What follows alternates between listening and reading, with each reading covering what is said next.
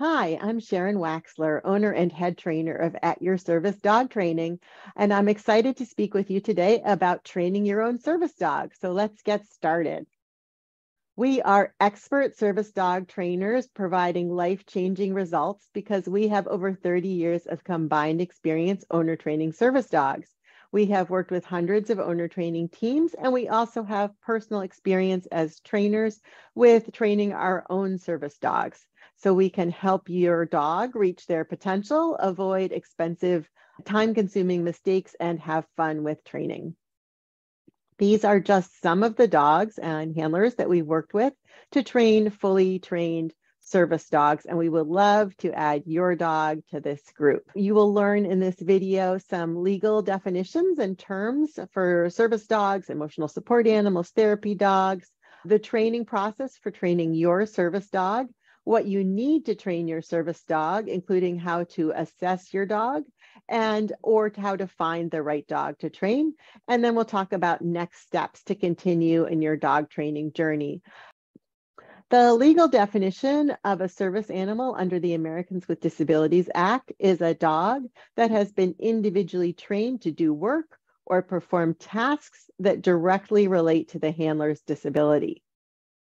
Under the ADA, a disability is any physical or mental impairment that substantially limits one or more major life activities. So it's not just about having a diagnosis, but having a condition that significantly affects your day-to-day life.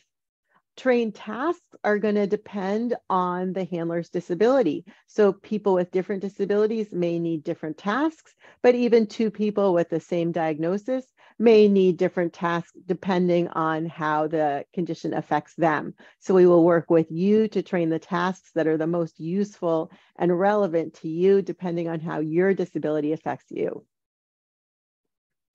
Under the ADA, there are some requirements for the dog's behavior. The dog must be house trained, under the handler's control at all times, tethered, leashed, or harnessed, unless that equipment would prevent the dog from performing its tasks or work, in which case the dog could be under control by hand signals or voice cues. And the dog cannot constitute an undue burden if you're bringing the dog to your place of employment for your employer. And for public access, the dog cannot fundamentally alter the nature of the service. So the presence of the dog or the dog's behavior can't significantly interfere with the sort of normal goings-on of the business. We will post all of the links that appear in this presentation in the show notes. So I'm going to talk a little bit about these different types of dogs and what each one means. Under the ADA, emotional support animals are specifically excluded from the definition of a service animal. So the ADA says that the provision of emotional support, well-being, comfort, or companionship do not constitute work or tasks. So what this means is that we see a lot of people who just having the dog helps them function better. Just having the dog improves their quality of life, reduces the impact of their disability. And this is one of the wonderful things about dogs and about owner training a service dog. But the law says that that is not enough to make a dog a service dog. The dog has to do trained tasks. It has to be work or tasks specifically related to the handler's disability that have been trained. Doesn't matter whether it's a psychiatric disability or a physical disability, the requirements are the same for both. The Fair Housing Act does recognize emotional support animals and service dogs. It calls them both assistance animals. So if you live in no pets housing and you have a dog or any other domesticated pet like a cat or a gerbil or a bird, and you need that pet to live with you to function optimally with a disability, you can get a letter from your doctor or therapist or healthcare provider and give that to your landlord. And it doesn't matter whether the dog is trained as a service animal or not, you should get a reasonable accommodation to your disability in your housing. This applies also to condos and dormitories. The ESA does not have the right to accompany you into public access situations, but you can keep it in your home. And this is a wonderful document from HUD that we'll provide in the show notes that you can send to your landlord. Air travel also now does not recognize emotional support animals. Air travel is not covered by the ADA. It's covered by the Air Carrier Access Act. And that law says that, again, dogs must be trained to do work or perform tasks reliably that directly relate to the handler's disability. To fly with your dog as a service animal, you will also need to fill out attesting to your dog's house training, their health, and their behavior and service dog training. They do check the contact information for trainers. We have gotten calls from the airlines, and more information on that is from the Department of Transportation. Therapy dogs are dogs who, along with their handler, provide some sort of support or therapeutic benefit to a number of people. So we have a number of clients who are professors or occupational therapists or physical therapists or social workers who want to bring their dog to work with them to provide a benefit to clients or students or patients. We also have clients who like to volunteer with their dogs. You know, maybe they go to a library for a Reading with Rover program, or they go to a hospice to visit with the residents there. So a therapy dog provides this benefit to a variety of people in a specific setting that has agreed that having therapy dogs come visit there would be helpful for them.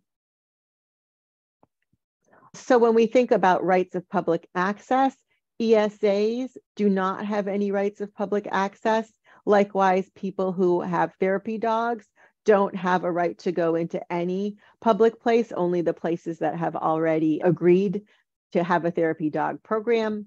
Handlers of service animals have the right to go pretty much anywhere that the public is allowed or that the public is welcome, with just a few specific exceptions. So if you're a disabled person with a service animal, your service animal is considered your mobility equipment or your whatever type of assistive equipment. If you are training a service dog that is not fully trained, that is not covered by the ADA. The ADA only covers fully trained service dogs. So each state has its own laws that relate to trainers of service animals. And in most states, you have the right as a trainer to go everywhere with your service dog in training that a disabled handler would have. But there are other states in which you have to be a professional dog trainer. In Connecticut, you have to be a professional trainer for a nonprofit organization, whereas in Massachusetts, where I live, just the next state over, anybody who's training a service animal has the same rights of access as a disabled handler. So you need to check the laws in your state to know which laws pertain to you. If you are working with us and you're one of our clients, we're happy to help you find that information as well. There are also some community standards. They're not written into the law, but these are the standards that we have sort of agreed as a society we expect from a service animal. And that is that the dog is quiet and unobtrusive, focused on its handler, clean, obedient, and mannerly, so that basically, unless you're looking right at the dog, you don't even know that it's there. That's the gold standard that we train to. There's a lot of confusion about certification. So there are programs and trainers who train the dog to a specific standard. And when the dog has achieved that standard, they certify the dog as having completed their program. We have that with our DISC program, the Dogs in Service Certification Program. And this can be really useful because it lets you know that your dog has achieved a standard that will make the dog welcome everywhere, that you know that your dog is fully task trained, fully public access trained. You can feel confident in your dog and in your teamwork, their teamwork with you. So there's a lot to be said for that. However, there is no legal weight to certification. And whereas working with a trainer to achieve a certain training standard is very meaningful for you and for us as a society, if you go to a website that just asks you for a certain amount of money and then sends a piece of paper or a registration number for you to say that your dog is registered or certified, that's just worth the paper that it's printed on. Often they will also include a vest and a patch or something. And that would be akin to if I was dressed as a firefighter for a Halloween party and I was walking down the street and I saw a house was on fire and I decided to run in and try to save people because I looked like a firefighter. We see the same thing with dogs that are not receiving the appropriate training to give them the skills and the experience and the confidence to do well in public access situations. So it's really a better bet to work with an experienced service dog trainer and know when to put that vest on your dog. So if there is no such legal thing as certification in the US, then what makes a service dog legal? And we return to that legal standard that the dog is house trained, under the handler's control, at all times, reliably trained to perform tasks relating to your disability, that the dog is meeting those community standards of being clean and obtrusive and mannerly and obedient. And while it's not required, we do recommend that you get a public access evaluation from your trainer just so you have that certainty and that confidence of going forth into every place with your dog and knowing that you and your dog are equipped for any situation together. Before we jump into talking about what you need to train a service dog and the challenges of training a service dog and how to succeed, I do want to take a moment just to talk about the wonderful benefits that go into training a service dog. It can be a wonderful path for the right team, for the right handler and dog. And there are some benefits with training your own service dog that start out with just owning a dog. For a lot of people with disabilities, just having a dog can be very beneficial. So in some cases, if you have a disability, you may have dealt with discrimination, people judging you based on externals, and dogs don't care about those things. Dogs are unconditionally accepting and loving, regardless of whether you are working at a job or going to school or how you talk or move or act or behave or any of those things that often people care about. Dogs don't care about those things. So that can be wonderful. Also, a benefit that we hear about from a lot of our clients is just that the dog gets them out. Because of the dog, they are getting out of the house, they're walking, they're throwing the ball, they're exercising, they're interacting with more people and socializing with the dog as a positive source of conversation with other people when they're out for a walk with the dog. Likewise, a lot of people who have disabilities that affect their ability to have executive function, structure, schedule the day, or they're sort of at loose ends because they don't have some of the externals maybe that other folks do structuring their day. And having a dog who needs to be fed at certain times, needs to be walked at certain times, can really help them keep a structure for their day that feels good. The sensory and tactile component of dog ownership can be wonderful. For some people, the petting and cuddling and hugging of the dog can be very grounding, very regulating of the mood.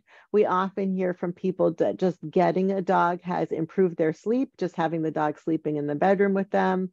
And also often helps with mood. We hear people whose depression gets better, they're getting hospitalized less often, things like that. So all of these can be benefits for some people in some cases. And then in terms of training, the process of training the service dog, again, because you are starting out with just a pet dog in the beginning before your dog is trained, you have all those benefits of getting a dog sooner than you would if you were getting a trained service dog from a program. And then eventually you'll have the benefits of having a trained service dog, especially if you do work with an experienced service dog trainer to help you find the right dog. The training process itself can be therapeutic in some cases. So I've worked with a number of people where we're training the dog to alert them to something or to remind them to something, such as alerting or interrupting if they're doing some self-injuring behavior like scratching themselves or picking at their skin, or the dog is reminding them to turn off the stove when they hear the timer, take their medication, or get up when they hear the alarm. And because we're training on that over and over and over again over a period of months, by the time that the dog is actually trained, they are also more aware of those things and they need the dog less at that point. So that can sometimes be a benefit. You may be able to spread the expenses out over time more when you're training your own service dog. And you may also have a little more choice in types of dogs, or especially the types of tasks. There is something really wonderful about training your own service dog. When you have a disability, often you are reliant on other people every day for things that you might prefer to be able to do on your own. And when you have this furry, happy being who is just delighted to do what you want just because you've asked and because there may be a treat in it for them, that in itself can be a wonderful and freeing thing, not to have to rely on and ask somebody else. But in addition, when you know that you have trained the dog to do the thing that you need in that moment to help you, that's just a really amazing feeling of empowerment and pride. And I believe fosters a really special bond between the dog and the handler. And then the last thing, and this is in some ways really the most important thing, is that if you really want to be on a journey of learning with a dog, you really want to be in this process of working hard together with your dog every day, learning a lot about dog training and dog behavior, and becoming a real training nerd. That can be a wonderful journey as well. We're going to talk next about what you need to train your service dog. We want you to know this so that you feel confident in your dog's success, that you know that you're doing the right things for your dog.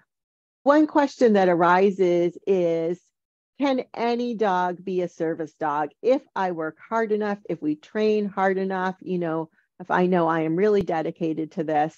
Because service dogs are the training elite. They are like the Olympic athletes of the dog training world. So the question is, can any dog achieve this Olympic level of training? And unfortunately, the answer is that that's not always the case. Just like with being an Olympic athlete, there are a lot of things that have to align. So for both, you need to train really hard, train every day. You need to have a lot of motivation and commitment. You also need to have luck. So sometimes an amazing athlete gets injured right before a big event. Sometimes a wonderful service animal develops a physical condition or gets injured or is attacked by another dog. So sometimes there's just bad luck. But then there's also innate talents and strengths. So, if I was working with the best soccer coach on the planet and training every day, playing soccer every day, I would still never become an Olympic soccer player just because I do not have that innate athleticism and talent that I would need. And similarly, there are a lot of wonderful dogs who have a lot of excellent qualities that make them great dogs, but they are not innately the type of dog who's going to enjoy being out in public, working every day in different public settings, being around strangers and things like that. So all of these pieces have to align. The process of training a service dog, you can think of it like a pyramid because it's a very solid, stable structure. And the bottom is the biggest piece that holds up the rest of it. So the foundation for a successful public access service dog is having the right dog that's got the right health and temperament and personality. And then all of the training builds on top of that.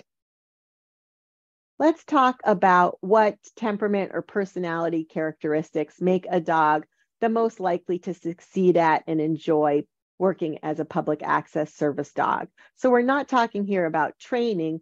We are happy to help you train your dog to be the best version of themselves, to achieve their best results as a service animal, but we're talking about sort of who your dog innately is.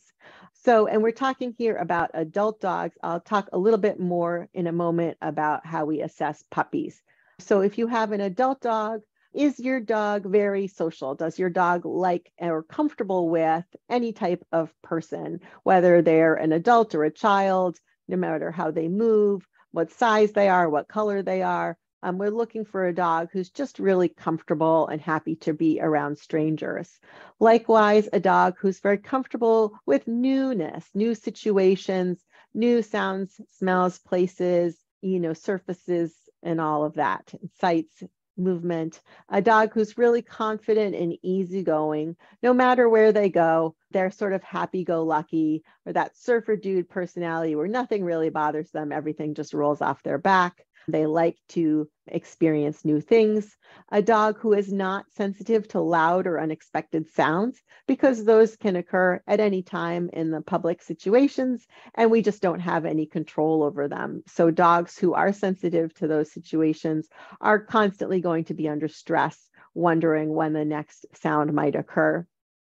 We're looking for a dog who doesn't have reactive or aggressive tendencies, which would be things like barking, lunging, growling, or biting. We want a dog who, when something stressful occurs, is going to try everything else in its repertoire, and that would be a last resort. So, for example, if your dog's paw gets run over by a shopping cart, or their tail gets stepped on by somebody, or a small child runs up and grabs their face, that your dog would instead wag its tail or roll over onto its back or go behind your legs or try everything else first. A dog who's generally healthy, doesn't have chronic allergies or pain issues or any sort of ongoing significant health issue. A dog who generally doesn't care about other dogs, isn't, distracted by or concerned by other dogs. If your dog is friendly with other dogs and is maybe a little bit too friendly, that's often something that we can work on with training.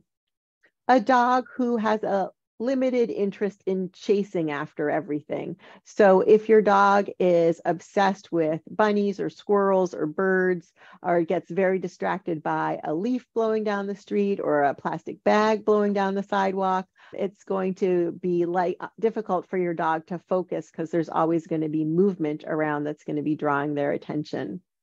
We like a dog with what we call an on-off switch, which is a dog that has a moderate energy level, who's happy to work for a treat and equally happy to lie down and do nothing, take a nap. Being a service dog usually involves two jobs. One job is to work and the other job is to tolerate boredom.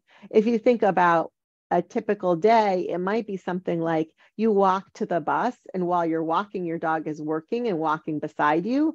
And then when you're on the bus for 20 minutes, say your dog is just lying at your feet doing nothing. And then maybe you're walking to class, to school, or to your place of work. And while you're walking, again, your dog is working. And then when you get there, maybe your dog is laying there for a couple of hours under your desk doing nothing, and you need your dog to be easily able to just take a nap.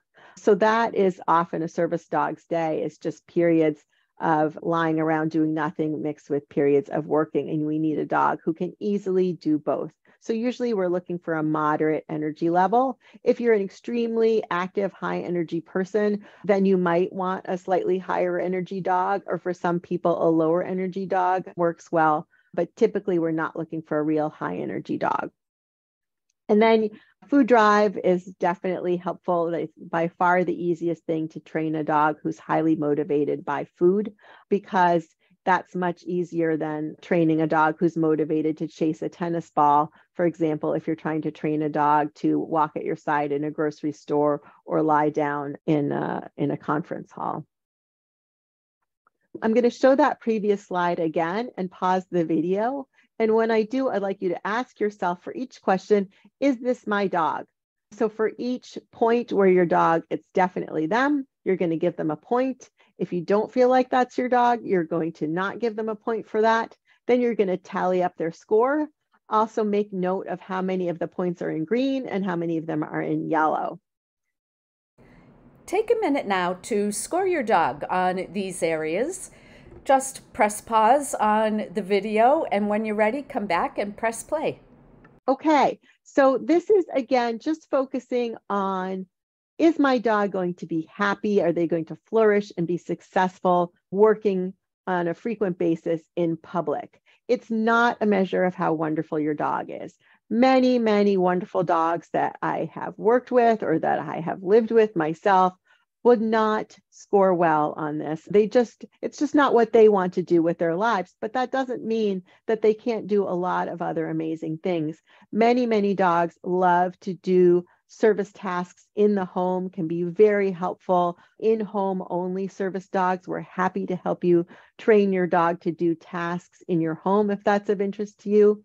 But for working in public, the higher the dog score, the greater the likelihood that they are going to flourish and enjoy and succeed well in working in public. So if your dog scored a 10, congratulations, that's a perfect score. We would love to help you train your dog. If your dog did not get all of the points in the green zone, did not get 5 points in that zone, or didn't get both of the points in the yellow zone, usually they're unlikely to be a good candidate as a public access service dog, or if they got a score below 7. Again, it doesn't mean that your dog can't be trained to do a lot of other things, but it's probably not going to be a good option for your dog moving forward with service dog training. But if your dog did get a high score, did get all of those green points, probably got all of the yellow points, then your adult dog is in a good position to move forward with training. If you have a puppy, it can be a little bit harder to assess a puppy when they're young because their temperament may not be fully obvious yet. So if you have a puppy, we're looking typically for a puppy that's sort of a typical puppy, not showing a lot of timidity or fear, not showing any early signs of reactivity, generally wants to greet people, likes to meet people, generally is eager to greet other dogs, may show some caution with some dogs that are unfriendly or overwhelming, but typically pretty confident and eager to explore and interact with dogs, with people in new places and situations, may again show a little bit of caution sometimes with some new things, but overwhelmingly interested, curious, moving forward, happy to interact. And even if your puppy is excited or distracted in a new place, still interested in taking some treats. Again, we're looking for a puppy who has a limited prey drive. So maybe in the beginning, if your puppy is a little bit too interested in your cat, wants to chase your cat, but then starts to learn pretty quickly, that that's not acceptable, may want to initially chase a squirrel or a bunny, but isn't obsessed with every car that goes by or every bird that it sees, and starts to lose some of that chase behavior as it matures. Another thing that you need for training your own service dogs is a lot of time. It is a full-time job, usually for the first couple years where you're intensively training. So you need to ask yourself, do I have a lot of spare time every day to devote to this?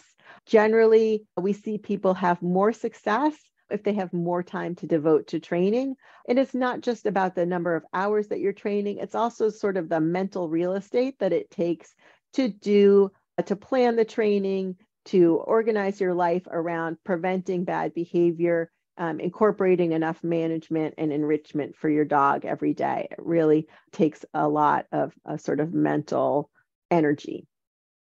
So for example, if you have a puppy that you're raising as a future service dog, this might be an example of what your morning would look like. So it's not that you're doing so much training, so much as that you are thinking about where your dog is, every moment, and making sure that your dog is not doing anything to learn any bad behavior, that you're sort of maximizing your dog's potential for success, all day long. And that can be quite a lot. You also need to really love training dogs. Usually everyone who contacts us loves dogs. There's a lot of things you can love about dogs besides training. You can love playing with them, grooming them, walking them, snuggling with them. But training is a very repetitive process. It takes a lot of diligence and commitments. It's a slow process of changing your dog's behavior over time. And some people love that, but not everybody does.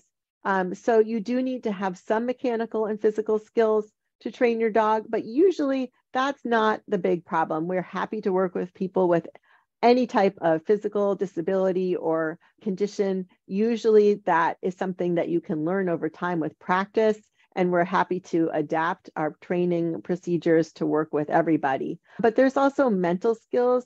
You need to be able to follow instructions, to keep track of your dog's training, to be able to commit to it every day, and have the emotional capacity to deal with that this is a long-term process that doesn't have a known outcome. There's also expenses involved. We do our best, which I'll talk about in a moment, to make it affordable for everybody. But just having a pet is a large expense. And then when you add on the expenses that go with service dog training, it does add up. So that's something that you need to be prepared for. The cost for training a service dog can vary a lot depending on how much you are able to do on your own and how much training support you need, as well as how fast your dog learns and your dog's sort of overall aptitude. So we generally recommend budgeting between $7,000 to $10,000 right now at the current inflation rate. We do have a scholarship fund that we use to defray costs for people who are low income. So we provide small discounts for people who are low income and have disabilities. And then when you are further along in your training, if the only thing that's holding you back is financial, then we will provide larger scholarships as long as we have the funds, because we do get donations for our fund. It was named after one of our clients whose service dog we trained, who it's in his memory and was set up by his family. There are also other ways that you can do fundraising, personal fundraisers. We have a lot of clients who have raised a significant amount from friends and family, coworkers, and community. That can be very helpful. If you are a client of a state agency, and those are called different things in every different state, you may be able to get funding through that state agency. For example, here in Massachusetts, we're a vendor for the Massachusetts Rehabilitation Commission. So that's also worth looking into. There's also sort of internal resources and external resources that can be important. So you do need to have the ability to sort of cope with the unknown of the process and to have the support to keep going with this day in and day out when your disabilities might be flaring up and making life difficult. So one really important consideration is everybody that you live with in support of you getting and training service dog? Because dogs learn from everybody that they live with. And if there is somebody who is sabotaging your training instructions, whether intentionally or accidentally, that is going to make it really hard for you to succeed. So whether that's other people in your life who are providing emotional support, encouragement, or whether it's somebody who can help walk the dog on days when it's difficult for you, you definitely need to know that you have all the support that you need to move forward. If you have that, and you have the right dog, then the next step is to start training your service dog. If you don't have that dog, then the next step would be to find the right dog to train. We can help with that too. A qualified service dog trainer can help you with both of those components, finding the ideal candidate or training the dog that you already have. So let's talk about who is a qualified trainer. We'll start with pet dog trainers. So pet dog trainer should have a certification from a science-based objective certifying body showing that they have the basic knowledge that they need to be a trainer in charge for their services.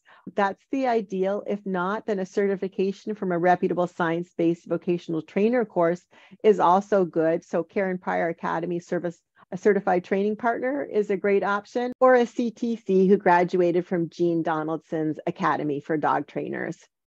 You want to work with somebody who uses reward-based training, positive reinforcement, meaning that they're not using choke chains, shock collars, prong collars, that type of thing, that they know dog body language, how to interpret what your dog is saying with their body language and help you to learn that, and that there is a good relationship with you, that you trust them and you feel comfortable with them, that you feel like they respect you and listen to you. So that's really important too. So that's the baseline of what you want for a pet dog trainer. A service dog trainer should have all of those components to start with, and then also should understand service dogs, laws and terms, the community standards, the training path for training a service dog, how to do public access training and task training. They should understand your disability and its impact on your life, how it affects training, and be able to adjust things to work for you so that you and your dog can succeed together. They should have a lot of experience with service dog training and teams, and also experience with behavior assessment and the selection of dogs and how to progress dogs or how to career change dogs. It's important to start your journey with a qualified service dog trainer because they can help you get off to the right start with your puppy, maximize your puppy's early developmental weeks that are so important, and develop your training and handling skills for the rest of your dog's life and also for your next dog after that if you choose to keep going, so that you are not dependent on the trainer to make progress, so that you can keep making progress on your own. The more that you know, the further that you get, the more that you can do with your dog. Somebody who really understands your dog because they've worked with hundreds or thousands of previous dogs as a trainer, and that the trainer covers what to train and how to train it for future service tasks, so that they're setting your dog up to succeed with public access training, with task training, because they know what's coming down the road. Sometimes with pet dog trainers, you start out training your dog in a class, and then later when you switch to service dog training, you have to retrain some things because they were trained in a way that's not as useful for your disability or your needs with a service dog. So that's a benefit of starting with a service dog trainer from the start with your puppy. Working with a qualified service dog trainer is going to help you be confident that you know you're raising your puppy right, that you're less stressed out about this long process, that the training is efficient and effective so that you're saving money and time over the long haul because you don't need to retrain things, and you're preventing future training problems from the start. You want to have a clear pathway and a training plan so you know what is coming next, so you can plan for it in terms of time and budget and emotional resources, and who's always going to provide you with a lot of support and information and resources. We are reality check often for our clients and a sounding board because this is such a long process that is so important. It means so much. You're pinning your hopes on a better life and a better future for yourself, on things going right with your dog. And so we are always there with our clients. We have a client portal that has hundreds of training tip sheets and videos that you can access for the rest of your life. But we are also available for private lessons in between classes to answer questions with our private group just for our clients and by email. If you are looking for the right dog to train, you would want to get our webinar. It's a 3-hour webinar that provides information on a number of different aspects of finding the right dog to train. And then after that, if you go forward, we have a consultation option and we provide search support. So the webinar to find your dog includes information on choosing the best option for you and your family. It's really to help you think about all of the different options and hone in on what will work best, whether that's a program or owner training, getting a fully trained dog or training your own. Is it a puppy or an adult best for you, a breeder versus a rescue, how to assess breeders, and the most important traits in your dog. So you can purchase that right now and get started with the process right now. Once you do that, then you can meet with us for some individual guidance on the best dog for you, how to find the right dog for you. We will provide you with options that we know of and help you with assessment, testing, and selection, and answering your questions. So if you want help with that, we're happy to go forward with that as well. Once you have your new dog, then you would want to start in our Dogs and Service certification course, our DISC classes. These are geared to owner trainers specifically. Pearl DISC is geared to puppies, but it's also appropriate for adult dogs. We've had a lot of both adults and puppies make their way through Pearl DISC and find it really helpful. Pearl DISC is a 10-week course. It focuses on all the puppy raising essentials, but also provides advanced handler and trainer skills for you, so you are developing your skills along with your puppy. It provides foundations for future task and public access skills, as well as all the basics for a good life with your dog, no matter what happens with your dog. So at the end of the course, you take the Pearl DISC assessment, and then you level up to the next course, which is Bronze. The great thing about our disc classes are that they're convenient because you can train your puppy from anywhere because they're taking place online. They are online, but you are getting live coaching from a trainer. That's not just a recording. You are meeting with your trainer every week, getting individualized instruction and coaching. There's no cookie cutter training with us. Everything is individualized, and we are always working with you, your disability, your dog, to make sure that you are succeeding and you are proud and having fun of your progress and your dog. Later, we are happy to help with advanced training, whether that's public access or task. We can help you understand your dog's trajectory, where they are now, where they need to go, create a training plan that's specific to your disability and training tasks and needs, answer your questions, and provide ongoing support with efficient and effective positive training for you and your dog. The options that are available depend to some degree on where you're located. If you are local, you have the option of everything: in-home, in public, on-site, or online training. We do coaching sessions and day training where we train your dog for you, or coaching where we teach you to train your dog. We do a lot of hybrid options. So people who do some online training with us and then periodically travel to us for on-site training, do a combination of groups where they start with our disc classes and then also add in some private training, day training later. If you are in the broader region, the Northeast or national, we also have clients all over the United States. We offer online coaching no matter where you are. For a lot of folks, we do a hybrid so that they train with us online, and then every once in a while they travel to train with us here on site. Board and train is also an option for some dogs who are further away. And then we really love to do team training. So if you are across the country from us, you can train with us online, and we can also refer you to a trainer in your area that we're going to team with, who's going to do some individual on-site training with you as well. So we provide a combination of options depending on what works for you and your dog.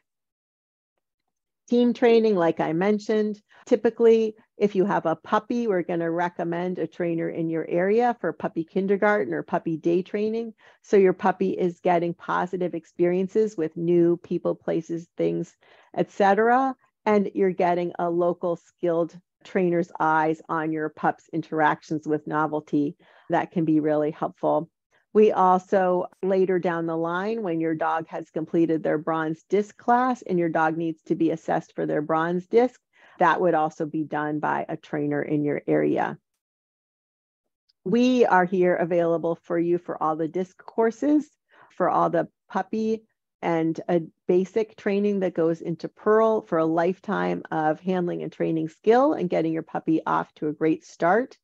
Our bronze disc class is the intermediate and beyond class. And then for private public access and task training, public access evaluation, when your dog completes all their training, you get a letter of attestation, cards that you can give out, answering questions about your dogs, and the embroidered badge that goes on their vest. And we are always available to help with any type of training solution where your disability is affecting training. If you are a professional pet dog trainer and you have questions about service dog training, we're happy to help. We do consultations for professional trainers on service dogs. We also offer mentoring for anyone who is a trainer or wants to be a trainer, and workshops, webinars, and seminars on all aspects of service dog training. So we would love to get started with you on your journey to having a better life with your service dog by your side. I hope this has been helpful, and we wish you and your dog all the best in your journey.